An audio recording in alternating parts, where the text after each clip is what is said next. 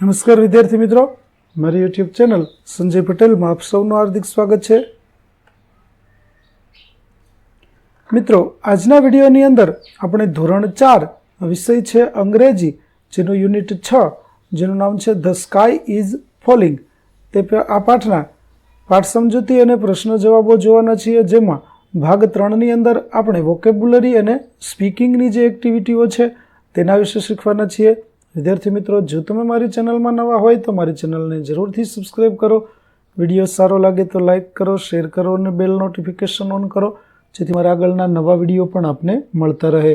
તેમજ વિદ્યાર્થી મિત્રો, આ પાઠની PDF જોવા માટે પ્લે સ્ટોરમાં જઈ અમારી એપ્લિકેશન વિશ્વગુરુ STD 1-12 ગુજરાતી ડાઉનલોડ કરી તમારા મોબાઈલમાં ઇન્સ્ટોલ કરો. જે તમે શરૂ કરશો તો તમને આ પ્રકારે જોવા મળશે, જેમાં બધા ધોરણની અંદર તમને ધોરણ બતાવશે, ધોરણ પસંદ કરશો એટલે વિષય બતાવશે, વિષય પસંદ કરશો એટલે પાઠનું નામ બતાવશે. જેમાં વિડીયો ઉપર ક્લિક કરશો તો વિડીયો જોવા મળશે અને PDF ઉપર ક્લિક કરશો તો તમને PDF જોવા મળશે. તો આશા રાખું છું અમારી એપ્લિકેશન આપ સૌને ગમશે. જરૂર ડાઉનલોડ કરજો, જે એકદમ ફ્રી છે. કોઈપણ પ્રકારના ચાર્જ વગર વિડીયો અને PDF જોઈ શકશો. તો ચાલો મિત્રો, હવે શરૂ કરીએ પાઠ 6 ભાગ 3. શિક્ષક વિદ્યાર્થીઓને વિવિધ ફળો અને શાકભાજીના ચિત્રો બતાવીને તેમના માટે વપરાતા ઇંગ્લિશ વર્ડ શીખવશે. શિક્ષક વિદ્યાર્થીઓને નીચે આપેલા ઉખાણા પૂછશે અને વિદ્યાર્થીઓ પાસેથી જવાબ મેળવીને લખાવશે. શિક્ષક વિદ્યાર્થીઓને આવા અન્ય ઉખાણા બનાવીને વધુ મહાવરો કરાવશે.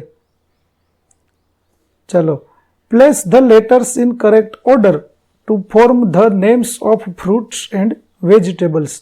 એટલે કે મૂળાક્ષરોને યોગ્ય જગ્યાએ મૂકી અને આપણે ફળ અને શાકભાજીના નામો બનાવવાના છે. તો ચાલો બનાવીએ. સૌ પ્રથમમાં બનશે પોટેટો એટલે બટેટા, બીજામાં બનશે ટોમેટો એટલે ટમેટા, ત્રીજામાં બનશે ઓનિયન એટલે ડુંગળી, ચોથામાં બનશે કેબેજ એટલે કોબીજ અને પાંચમામાં બનશે કેરેટ એટલે ગાજર.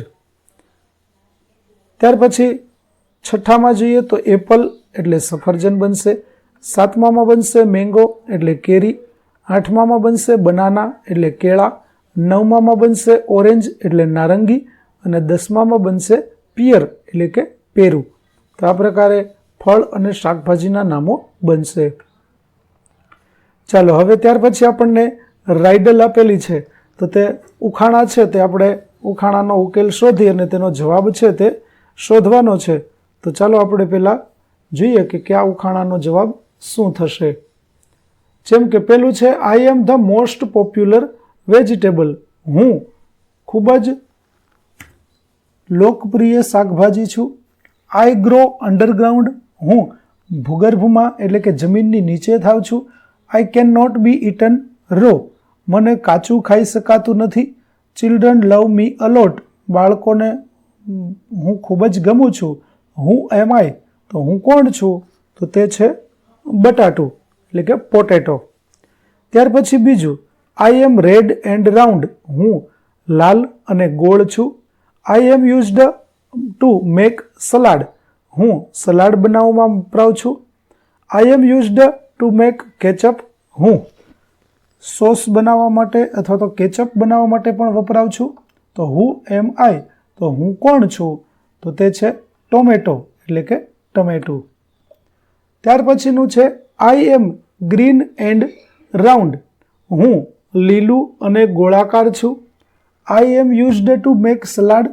હું કચુંબર બનાવવા માટે વપરાઉં છું. I can be cooked. મને રાંધી પણ શકાય છે. હું એમ આઈ, તો હું કોણ છું? તો ચિત્ર જોઈને તમે ઓળખી જ ગયા હશો, તે છે કેબેજ એટલે કે કોબીજ. ત્યાર પછી આઈ ગ્રો ઇન બંચીસ. હું જૂથમાં એટલે કે ગુચ્છાઓમાં થાવ છું. I M yellow in colour. મારો રંગ પીળો છે. આઈ હેવ અ થીક પીલ. મારી પાસે જાડી છાલ છે. હું એમ આઈ, તો હું કોણ છું?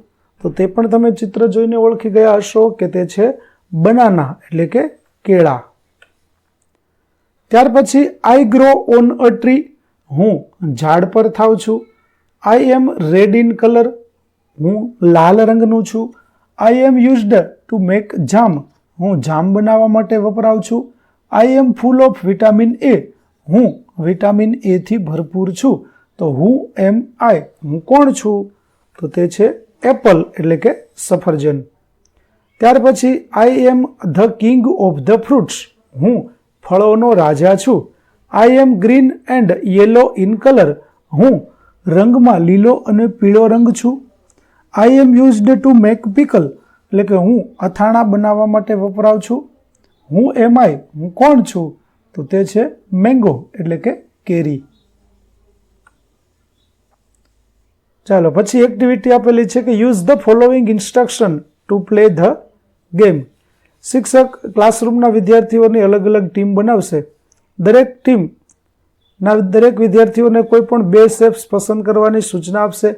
ત્યારબાદ શિક્ષક દરેક ટીમના વિદ્યાર્થીઓને પસંદ કરેલ શેપની 3 ચીજવસ્તુઓ એકઠી કરવાનું કહેશે અને વસ્તુઓ દ્વારા શેપ્સ બનાવવા કહેશે. વિદ્યાર્થીઓ સૂચના મુજબ પેન્સિલ, ઇરેઝર, શાર્પનર, બુક વગેરે વસ્તુ એકઠી કરશે અથવા એકઠી કરેલી વસ્તુ ભેગી કરીને શેપ્સ બનાવશે. શિક્ષક એક પછી એક દરેક ટીમને ઉદાહરણ મુજબ પ્રશ્નો પૂછશે, જેમ કે વિચ શેપ ઇઝ ધીસ, આ કયો આકાર છે?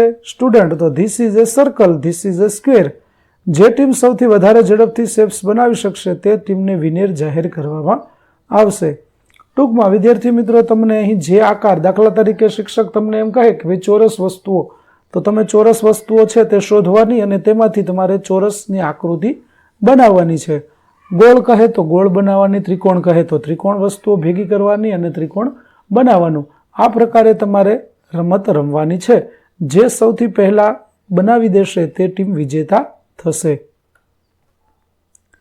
ચાલો ત્યાર પછી સ્પીકિંગની એક્ટિવિટી છે. તો read the given dialogue, make pair and enact them. You can also use different situation to present various dialogues. એટલે કે અહીં સંવાદ આપેલો છે તેને વાંચવાનો છે અને ભજવવાનો છે. કેટલીક પરિસ્થિતિઓનું આપણે જાતે નિર્માણ કરી અને પણ આ ડાયલોગ ભજવી શકીએ. તો ચાલો જોઈએ. Sheetal, how do you go to school? તું શાળાએ કેવી રીતે જાય છે? દિશા, આઈ વોક ટુ સ્કૂલ, હું શાળાએ ચાલીને જાઉં છું. Sheetal, how long does it take? તેમાં કેટલો સમય લાગે છે? દિશા, ઓનલી 10 મિનિટ્સ, માત્ર 10 minute. How do you go to school? તું કેવી રીતે શાળાએ જાય છે? Sheetal, I also walk to school, હું પણ ચાલીને શાળાએ જાઉં છું. Disha, so let's go together, તો ચાલ આપણે સાથે શાળાએ જઈએ. ત્યાર પછી બીજું. Renuka, good morning teacher. સુપ્રભાત શિક્ષક. Teacher, good morning Renuka. સુપ્રભાત Renuka. Renuka, teacher, I am doing my project work, can you please help me? સાહેબ, હું મારો પ્રોજેક્ટ કરી રહી છું, શું તમે તેમાં મને મદદ કરશો? ટીચર, યસ શ્યોર, હા ચોક્કસ. રેણુકા, થેન્ક યુ ટીચર, તમારો આભાર. ત્યાર પછી ત્રીજું છે પ્રકાશ. હેલો, ગુડ મોર્નિંગ, કેમ છો? સુપ્રભાત. Akbar, good morning Prakash. સુપ્રભાત Prakash. Prakash, meet my brother Jagdish, he is a teacher. મારા ભાઈ જગદીશને મળો, તે શિક્ષક છે. Akbar, hi Jagdish, nice to meet you, કેમ છો જગદીશ? તમને મળીને આનંદ થયો. Speak about my school based on the following points. આપેલા મુદ્દાઓને આધારે તમારી શાળા વિશે તમારે કહેવાનું છે. તો ચાલો આપણે જોઈએ. તો my school name is Saraswati primary school is located in the west of the city. મારી શાળાનું નામ સરસ્વતી પ્રાઇમરી શાળા છે, પ્રાથમિક શાળા છે, જે શહેરની પશ્ચિમે આવેલી છે. It is big and clean, તે મોટી અને સ્વચ્છ છે. The teachers R friendly and helpful, શિક્ષકો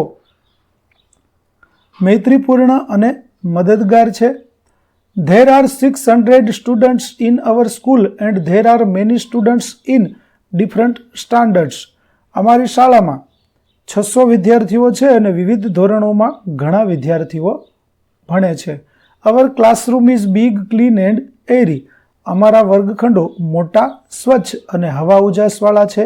We have a great playground to play and a library to read in a peaceful environment. અમારી પાસે રમવા માટે એક સરસ રમતનું મેદાન છે અને શાંતિપૂર્ણ વાતાવરણમાં વાંચવા માટે પુસ્તકાલય છે. The MDM kitchen serves nutritious meals for our growth and development. MDM રસોડું અમારી વૃદ્ધિ અને વિકાસ માટે પૌષ્ટિક ભોજન આપે છે. Our school has big garden behind a school building. અમારી શાળાની બિલ્ડિંગની પાછળ એક મોટો બગીચો છે. I love my school. મને મારી શાળા ગમે છે. ત્યાર પછી do it yourself. Use the given points and write about your favourite fruit vegetable. Draw its picture, colour it and display the project in the classroom. એટલે કે તમારા મનપસંદ ફળ અથવા શાકભાજી વિશે તમારે ચિત્ર દોરવાનું છે, તેને રંગ પૂરવાનો છે અને વર્ગ સમક્ષ તેની રજૂઆત કરવાની છે.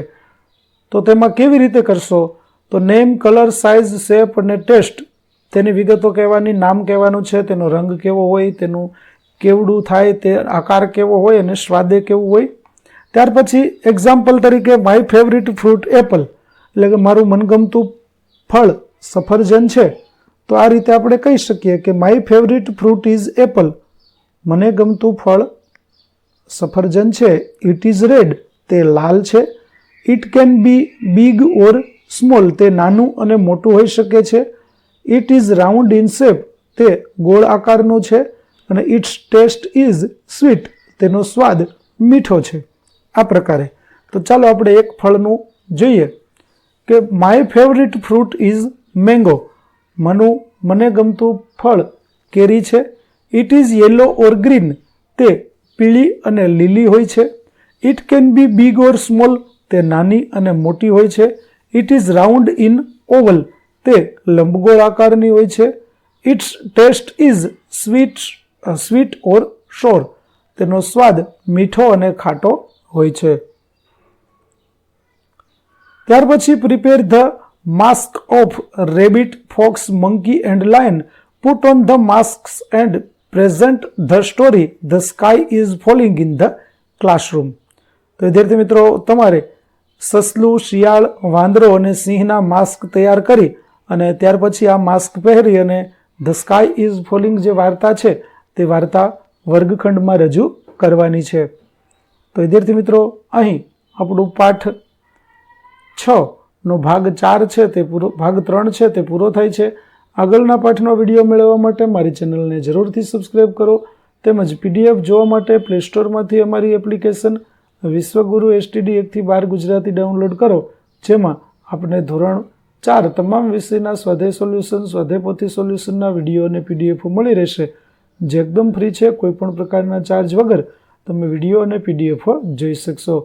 તો ફરી મળીશું આપણે નવા વિડીયો સાથે. ત્યાં સુધી આવજો.